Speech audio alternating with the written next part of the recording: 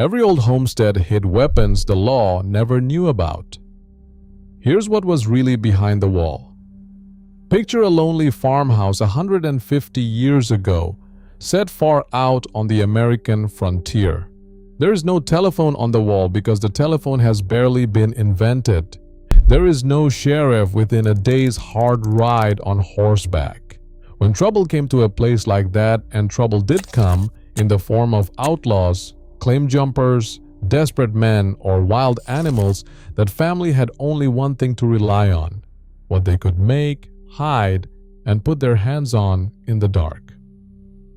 And the weapons our great-grandparents kept on the American homestead were not always the gleaming lever-action rifles you see hanging proudly over the fireplace in the movies. Many of them were improvised, concealed, and downright ingenious, and a good number of them would land you in very serious legal trouble if you were caught carrying them today. These are the forgotten homestead weapons that history quietly erased. First, the humble pitchfork, completely reimagined. To us, it is simply a farm tool for moving hay, but to a homesteader cornered in a dark barn by an intruder, it became a polearm, a way to keep a dangerous man at the safe length of 5 long, sharp tines. Frontier families understood a truth we have largely forgotten, that the best weapon in an emergency is very often the one already in your hands.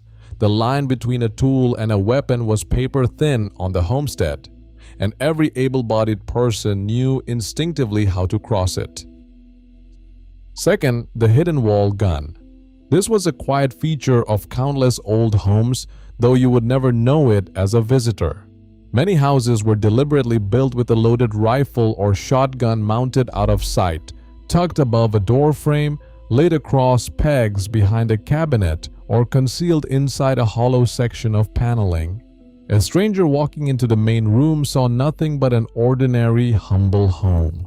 But the family knew that within 1 or 2 quick steps in any room of the house, a loaded weapon was within reach. The house itself was part of the defensive plan. Third, the cap and ball pocket pistol. Long before the modern revolver and the metallic cartridge, small percussion pistols could be tucked discreetly into an apron pocket, a vest, or the lining of a coat. They were short-ranged and notoriously slow to reload, often good for only a shot or two before becoming useless. But at the distance of a doorway or across a small room, that hardly mattered. Many a homestead wife kept one within arm's reach while the men were away in the distant fields, her quiet private insurance against whoever might come up the road. Fourth, improvised caltrops. This was a clever and ancient trick adapted to the frontier. Families would scatter sharpened nails driven through small blocks of wood or twisted bits of metal forged so that a point always faced upward across a path, a doorway, or a barnyard at night. Anyone or any horse that came creeping in uninvited in the darkness would suddenly find the approach impassable, painful, and loud. It served as both a deterrent and a kind of silent, primitive alarm system, warning the family that someone was prowling where they should not be. Fifth, the trusty axe and hatchet. We think of them only for splitting firewood, but in skilled and desperate hands, they were genuinely formidable close-quarters weapons, and they carried one enormous advantage over any firearm of the era: they never ran out of ammunition and never misfired. A hatchet could also be thrown with deadly accuracy by someone who had practiced. For a great many homesteaders, the wood axe leaning by the door was quite simply the first thing reached for when a strange noise came in the night.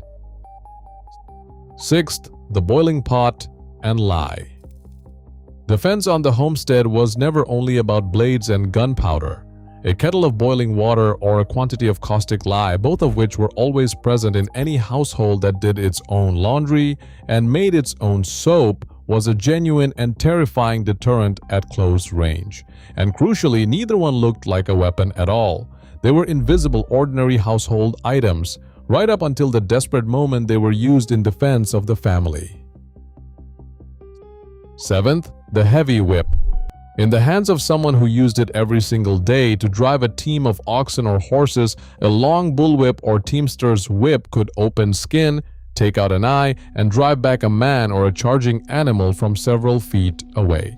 It was a tool of daily labor that doubled instantly and without any warning as a tool of defense. To an attacker expecting a frightened, unarmed farmer, the sudden crack and bite of an expertly handled whip could be a shocking and painful surprise. 8th, the spring gun or trap gun. This one is the most dangerous device on the entire list, and it is illegal almost everywhere today for very good reason. Homesteaders would rig a loaded firearm to a tripwire stretched across a doorway, a smokehouse, or a barn, so that any intruder would, in effect, pull the trigger on themselves the moment they broke in. It allowed a family to protect their property and their stored food even when no one was home to guard it. But it was every bit as deadly to an innocent visitor, a lost traveler, or a child as it was to a thief, and that indiscriminate cruelty is exactly why the law eventually and rightly forbade it. 9th, concealed blades hidden in everyday objects. Frontier people were endlessly beautifully inventive about keeping a sharp edge close at hand without ever showing it. A sharpened file carried in a boot, a knife sewn cleverly into the lining of a heavy coat, a blade hidden inside the shaft of an ordinary-looking walking cane. To any outsider, these were just simple, harmless pieces of everyday gear. But to the owner who knew the secret, each one was a last line of defense always present and never suspected. 10th, the family dog, the oldest weapon of all. No honest accounting of homestead defense could ever be complete without it. A good dog was an early warning system that never slept, a deterrent that made an intruder think twice, and, in a genuine emergency, a fierce and loyal fighter willing to put itself between danger and the family. The plain truth is that more confrontations on the old American homestead were ended by a single dog barking in the yard than by any gun ever hidden in the house. 11th, the blunderbuss and a charge of scrap. On the earliest homesteads, before fine rifles were common or affordable, many families kept a short, wide-mouthed gun that could be loaded with whatever was on hand. Nails, gravel, scrap lead, broken bits of iron. It was hopeless for hunting and useless at any distance, but in the close confines of a cabin doorway at night, it threw a wide, devastating spray that required no careful aim from frightened, shaking hands. It was the great equalizer of the frontier home, a weapon that turned a single terrified moment into a wall of flying metal, and its very crudeness was exactly what made it so effective when everything was on the line. What truly ties all of these together is a way of thinking that we have very nearly lost completely. These families could not dial a number for help. They could not drive to a store to buy protection. They had to be self-reliant in the most literal life and death sense of that word, turning ordinary tools into weapons and turning their own homes into quiet fortresses, using nothing but ingenuity, observation, and grit. Much of what they did would be considered illegal or simply unthinkable in our world today. And much of it has been completely forgotten, lost with the generation that lived it. But behind the quiet walls of those old homesteads lived a hard and enduring truth that our ancestors understood in their bones. Out here on your own, you protect what is yours. And they were always ready.